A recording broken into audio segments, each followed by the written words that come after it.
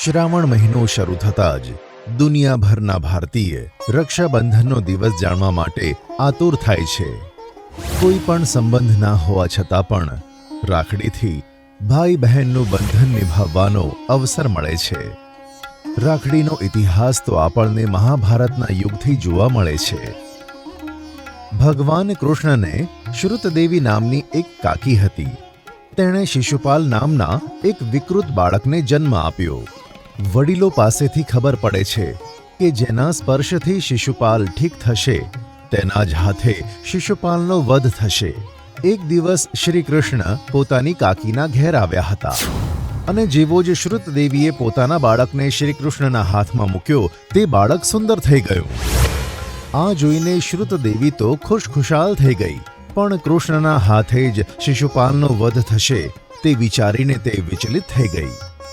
તે ભગવાન શ્રી કૃષ્ણને પ્રાર્થના કરવા લાગી.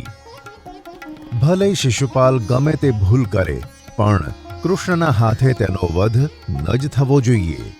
તો ભગવાન શ્રી કૃષ્ણએ તેને વચન આપ્યું કે હું તેની બધી ભૂલોને માફ કરી દઈશ, પણ જો તે 100થી વધારે ભૂલો કરશે તો હું તેનો અચૂક વધ કરી નાખીશ.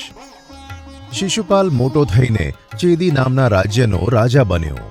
તે એક રાજા હતો અને સાથે સાથે ભગવાન શ્રી કૃષ્ણનો સંબંધી હતો, પણ તે ખૂબ જ ક્રૂર રાજા બની ગયો.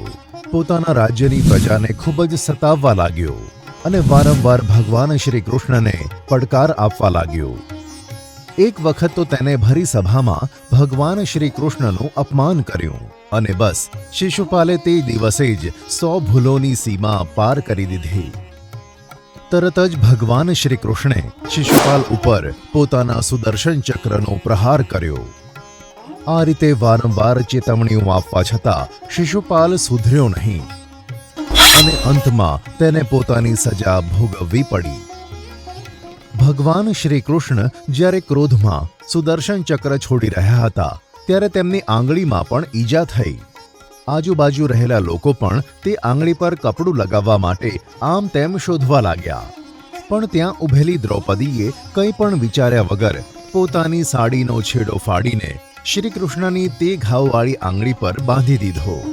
તારો આભાર મારી બહેન, તે મને કષ્ટમાં સાથ આપ્યો છે તો હું પણ તને કષ્ટમાં સાથ આપવાનું વચન આપું છું. આમ કહીને ભગવાન શ્રી કૃષ્ણે દ્રૌપદીને તેની રક્ષા કરવાનું આશ્વાસન આપ્યું હતું અને આ ઘટનાથી રક્ષાબંધનની શરૂઆત થઈ. પછી જ્યારે કૌરવોએ ભરી સભામાં દ્રૌપદીની સાડીનો છેડો ખેંચીને તેનું અપમાન કરવાનો પ્રયત્ન કર્યો હતો તો ભગવાન શ્રી કૃષ્ણે દ્રૌપદીને બચાવીને પોતાનું વચન પૂરું કર્યું હતું. તે સમયથી લઈને બહેનો પોતાના ભાઈઓને રાખડી બાંધે છે. તેના બદલામાં ભાઈઓ જીવનભર બહેનની રક્ષા કરવાનું આશ્વાસન આપતા રહ્યા છે. શ્રાવણ માસની પૂર્ણિમાના દિવસે રક્ષાબંધન સિવાય બીજા અન્ય તહેવાર પણ ઉજવવામાં આવે છે. કેટલાક લોકો આ દિવસે પોતાની યજ્ઞોપવીત બદલે છે, તેથી આ દિવસને જંધ્યાલા પૂર્ણિમા તરીકે ઓળખવામાં આવે છે. આ દિવસે ઓડિશા અને પશ્ચિમ બંગાળમાં લોકો કૃષ્ણ અને રાધાની મૂર્તિને પાલનામાં મૂકીને તેને ઝૂલાવે છે અને આ દિવસને ઝૂલણ પૂર્ણિમા કહે છે. ઉત્તર ભારતના કેટલાક રાજ્યોમાં આ દિવસે ઘઉંના બીજ રોપે છે અને આ દિવસને કજરી પૂર્ણિમાના નામે ઓળખવામાં આવે છે.